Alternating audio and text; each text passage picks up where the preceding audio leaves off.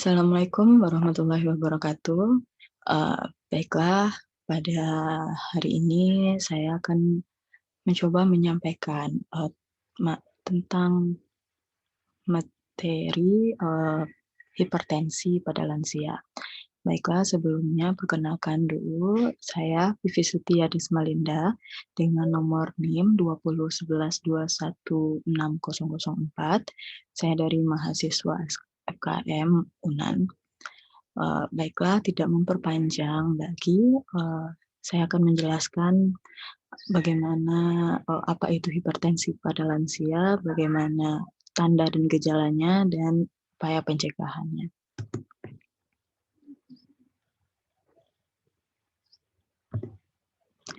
Baiklah, hipertensi pada lansia tersebut, yaitu hipertensi, sebagai tekanan yaitu didefinisikan sebagai tekanan sistolik yang dengan 160 miligram Hg dan tekanan diastoliknya 90 milimeter Hg. Nah, itu pada lansia, tekanan hipertensi yang seharusnya eh, terjadi pada lansia. Dan pada tekanan 160/90 miligram Hg ini masih dikatakan normal pada lansia. Selanjutnya, saya akan coba membahas klasifikasi dari hipertensi lansia tersebut, yang dibagi menjadi 3. Yang pertama yaitu hipertensi sistolik, yang didapatkan pada penderita usia 60 tahun, dan terutama pada wanita. Yang kedua, hipertensi diastolik, itu penderitanya di atas 60, ini sering terjadi pada pria. Dan yang ketiga, hipertensi sistolik diastolik, yaitu penderita yang di atas 60. Penderita ini lebih cenderung atau lebih dominan pada wanita dengan seiringnya meningkatnya umur. Baiklah, selanjutnya saya akan membahas tentang gejala dan tanda-tanda hipertensi. Yang pertama, gejala atau tandanya itu merasakan sakit kepala, beratnya berada di tengkuk. Yang kedua, sering merasa kelelahan. Yang ketiga, keringat berlebih. Yang keempat, tremor otot. Yang kelima, mual dan muntah-muntah. Komplikasi hipertensi pada lansia tersebut yaitu komplikasi pada sistem kardiovaskular, yaitu yang kompensasi akibat penambahan kerja jantung dengan peningkatan tekanan sistemik. Adalah hipertrofi vertikal kiri yang dapat menyebabkan gagal jantung. Yang kedua itu efek neurolik yang itu terjadi pada sistem saraf pusat yang dapat menyebabkan sakit kepala di daerah oksipital yang paling sering terjadi pada pagi hari. Nah, yang ini merupakan gejala-gejala awal dari datangnya hipertensi. Yang selanjutnya yaitu efek pada ginjal, yaitu terjadinya penurunan tingkat filtrasi glomerulus dan disfungsi tubular. Ya, ini dapat dikarenakan itu karena lesi pada glomerulusnya lebih kurang dari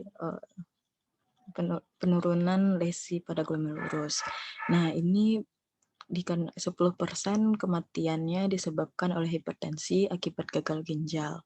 Jadi, ginjal juga bisa menyebabkan terjadinya hipertensi. Nah, selanjutnya yaitu faktor-faktor penyebab dari datangnya hipertensi pada lansia. Yang pertama yaitu obesitas. Nah, pada usia yang lebih dari 50 tahun ini, asupan kalori pada lansia itu lebih cenderung menurun karena lansia lebih kurangnya aktivitas, dan obesitas itu dapat memperburuk kondisi lansia tersebut. Nah, dengan lansia itu obesitas dapat menimbulkan penyakit bukan hanya hipertensi aja, tapi dapat menyebabkan artritis, jantung, dan pembuluh darah hingga hipertensi. Selanjutnya, faktor penyebab dari terjadinya hipertensi itu kurangnya olahraga. Karena dengan kurangnya risiko tekanan, dengan naiknya risiko tekanan darah tinggi karena itu disebabkan kurangnya gerak pada lansia dan itu dapat menyebabkan kegemukan atau obesitas.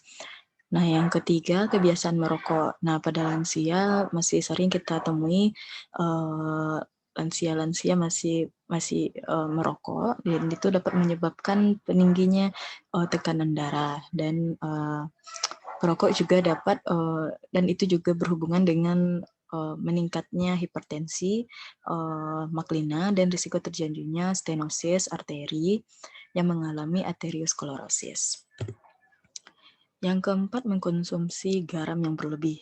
Nah, untuk mengkonsumsi garam berlebih ini lansia pun juga pada lansia itu juga adalah salah satu faktor penyebabnya, yaitu dapat sehingga dengan mengkonsumsi garam yang berlebih ini dapat meningkatkan volume cairan ekstraseluler dan juga menyebabkan meningkatnya volume darah pada lansia dan itu dapat berdampak kepada hipertensinya atau tekanan darah pada lansia tersebut.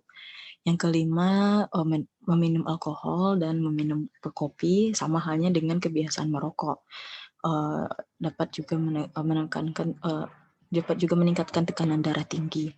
Yang ketujuh yaitu stres. Stres yang berkepanjangan pada lansia pun juga dapat mengakibatkan adanya tekanan darah tinggi yang menetap gitu.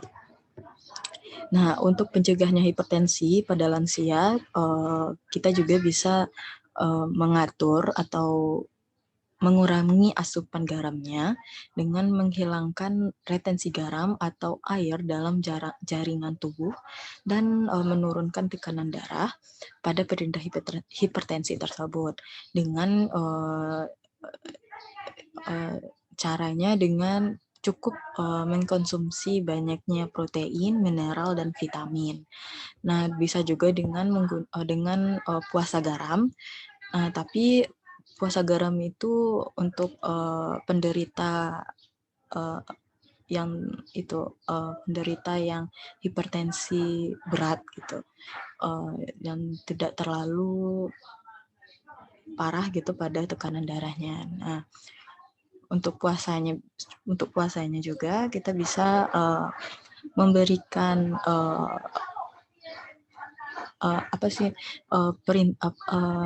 takaran pada penderita hipertensi, yaitu pada hipertensi ringan